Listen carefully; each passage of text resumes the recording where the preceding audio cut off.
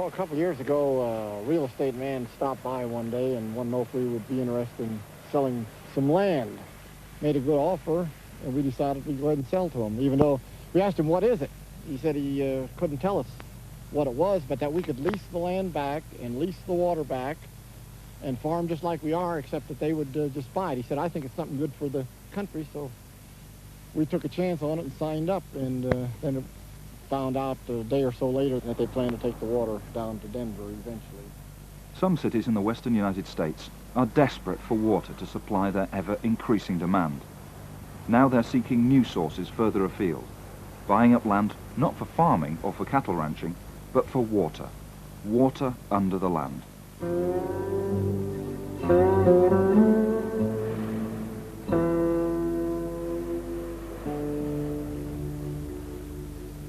In a region where water is scarce, stores of water underground are a good source of supply.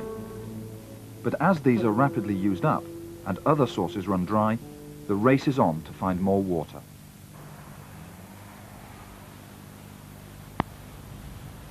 Well, it's hard to imagine that happening here in Britain. But in spite of all this, water is becoming a very valuable commodity in some parts of the country. So how can there be a shortage of water in some places when so much of the Earth's surface is made up of water? Well, most of the water is salt water in the oceans. Only a small amount, just 1%, is fresh water.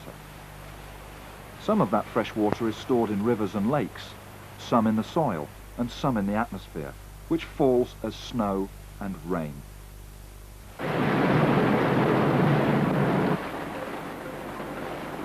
Some places in the world get a lot of rain, whilst others get hardly any at all.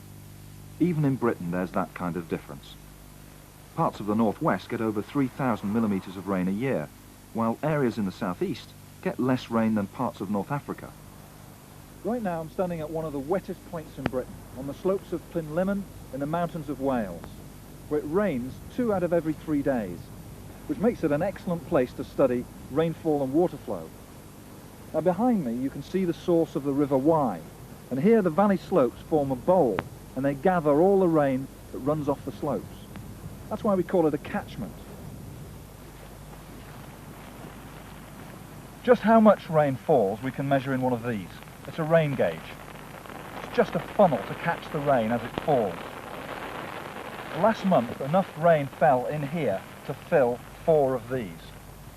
Now if I took that much water and I spilt it on your bathroom floor, you'd really notice it sloshing around. But the ground here doesn't appear to be awash with water. So what actually happens to that rain? Well, part of the answer to that question lies over there in the trees.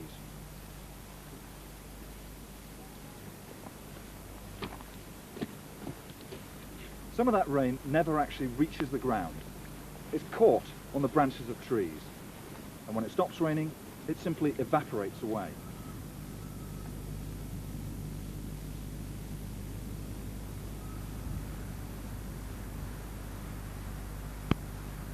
Some of the rain that does reach the ground just runs off.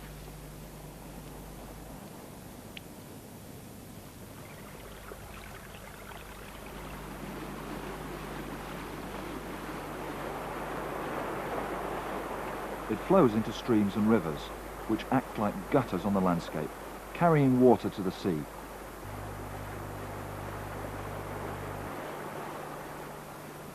And the rest of it is soaked up by the ground. In fact, the ground is so wet that if I pick up this moss, I can actually wring it out. And it's this water that will eventually find its way down into the soil. It seeps through the spaces between the soil particles. Large spaces between grains of sand or gravel let water flow through faster than the small spaces in clay soil. But water also flows through small cracks in the soil. In fact, it's a bit like a miniature drainage network. Now, we managed to find one of these pipes here. This is it. Now, if I go further up the slope and pour some water onto the ground, we'll actually see some of the water flowing out of that pipe.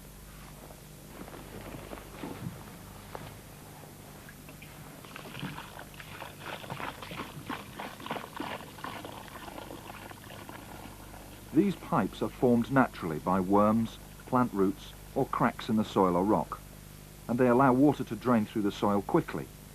Some of this water will reappear in springs and streams at the bottom of slopes. Not all of the water that makes its way underground returns at springs. Most of it remains hidden.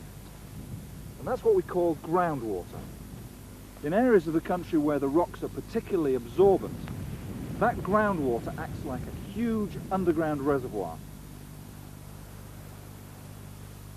The water moves down through the soil and into the rock, and it completely soaks the ground below. The upper limit of this soaked or saturated rock is known as the water table, and it moves up or down depending on how much rain has seeped into the ground. If it rains a lot, the ground becomes more saturated and the water table rises. But if there's less rain, the ground becomes less saturated and the water table falls. When there's been a lot of rain like today, the water table rises to the surface of the ground. When that happens, we get springs like this one, where the water just comes straight out of the hillside.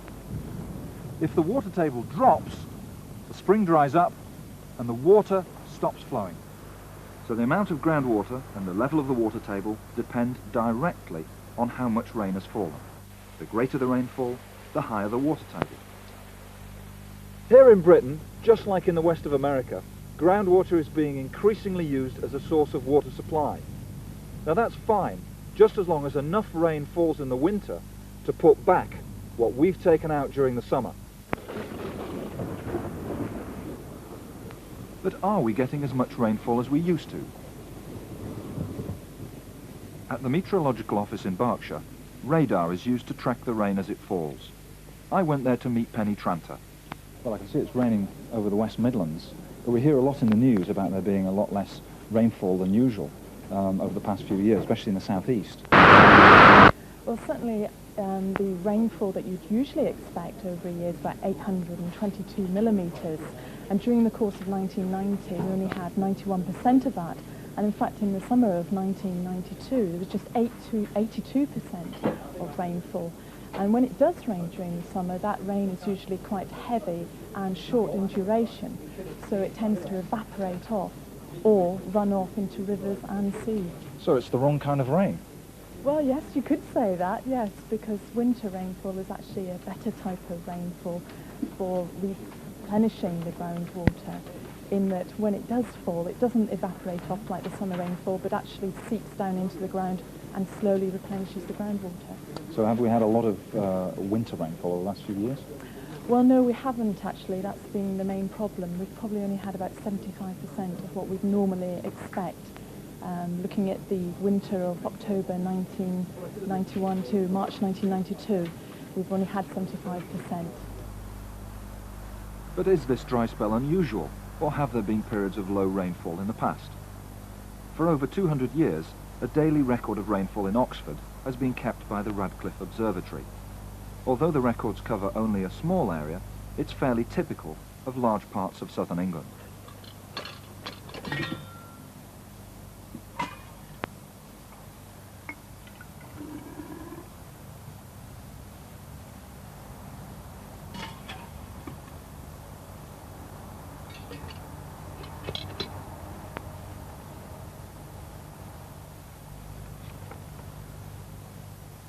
The records are kept here at Oxford University in the School of Geography, and they make interesting reading. For the years 1800 to 1804, we can see there was very little rain. For example, for the year 1802, there was a total of only 14 inches of rain. And yet in Oxford, the average rainfall is nearly 26 inches. That's about 640 millimetres. Coming closer to the present day, there was a dry spell in the 1930s. Here in September 1934, there's almost a complete column of zeros. And in 1976, there was a very dry summer. And in August, there was almost no rainfall at all until the 29th, when there was a downpour, and that signalled the end of the drought.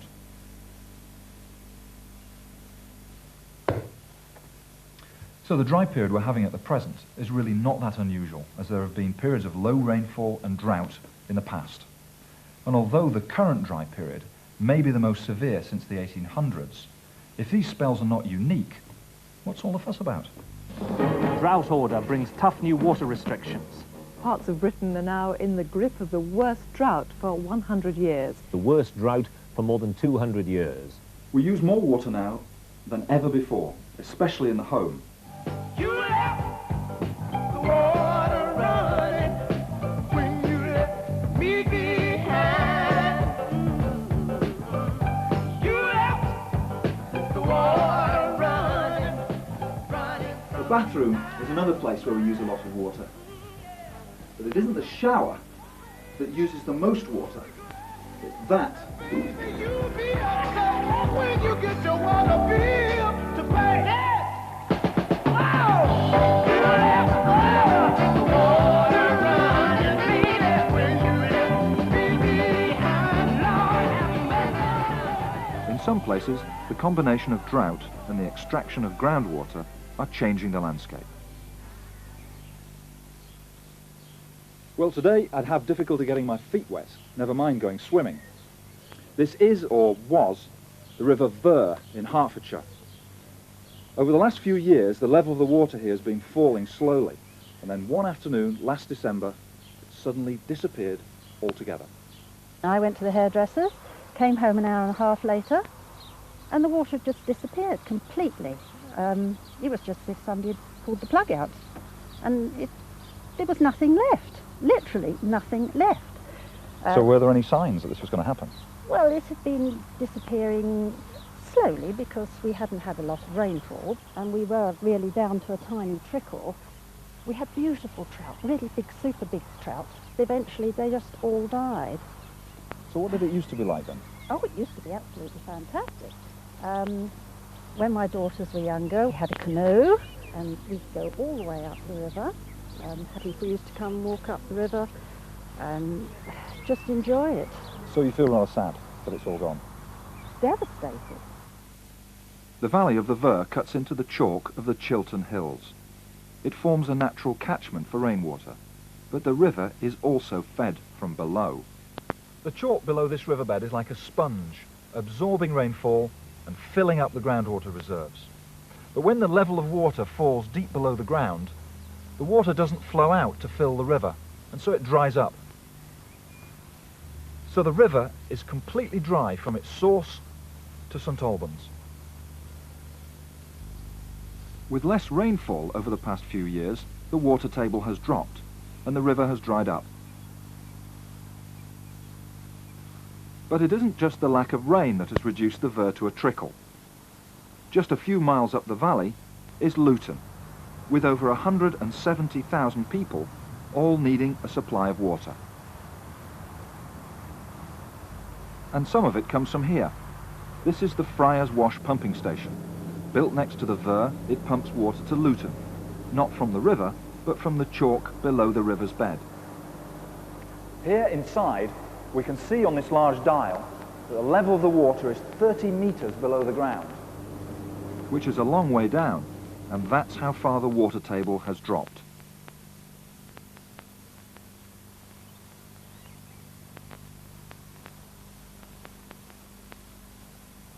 But now there's a plan to restore the level of the water table. By closing Friars Wash pumping station and bringing water to Luton from a distant reservoir, the Ver may flow again. Let's hope that this scheme, together with good winter rainfall, helps to restore the groundwater levels and starts the river flowing again. And then with a bit of luck, next time I come here, I'll be swimming down the river and not walking down it. But even when it does rain, there's still another problem. By covering the ground with concrete, we stop water getting into the ground.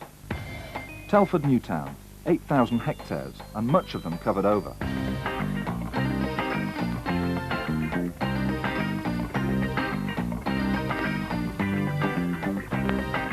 Take off your top coat, put on your raincoat, and don't give up your birthright, and don't you cry, 'cause in 23 verses now, a storm is a-coming, and you'll be too surprised to wonder why. And it will rain, rain, go away, rain, rain. These surfaces don't let the water through, Instead, it lies on the surface or runs off into drains.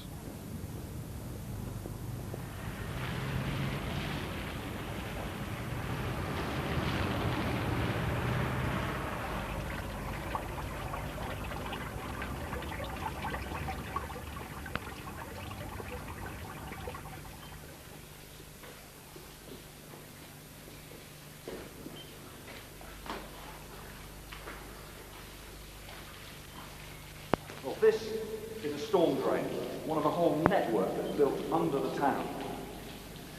Now, remember that small pipe in the soil that we saw earlier?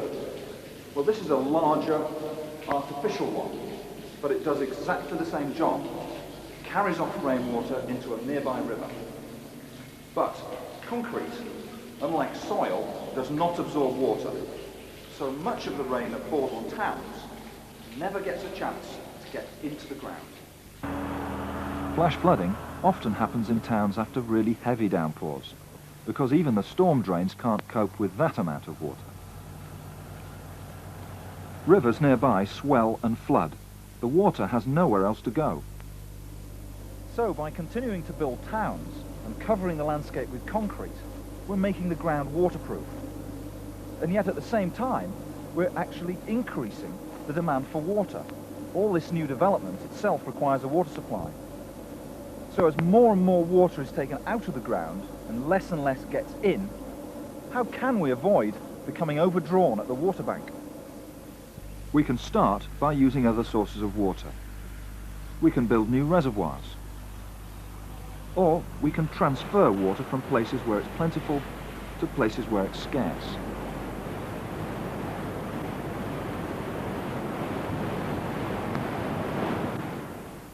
Many rivers in the southeast have their sources in places where there's low rainfall. But rivers in the north and west drain areas which get plenty of rain.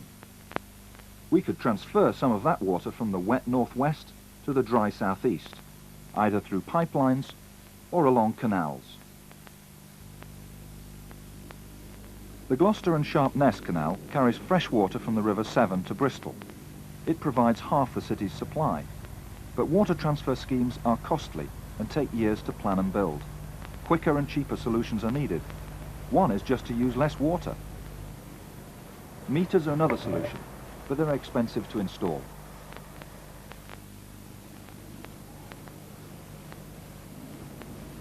Some of the groundwater we use today results from rainfall over thousands of years. We cannot replace it as quickly as we're taking it out. Now, if we continue to use groundwater at the current rate, we're in danger of mining our reserves, rather like they're doing in the western United States. And, like them, it won't be long before we're forced to go on search for new sources of water.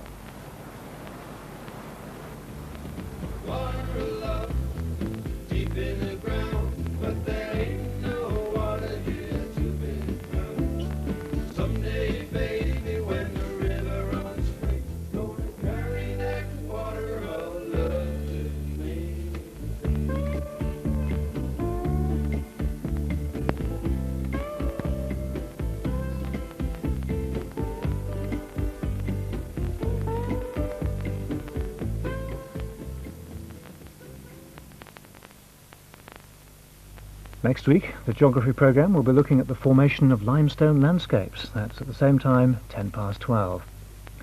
There's a wide variety of support material available for this series, including 2 new videos on weather and mapping, extensive teachers' resource material, a separate weather pack for teachers, and notes. For more information and an order form, please contact BBC Education Information on 081 746 1111. The Worldwide Fund for Nature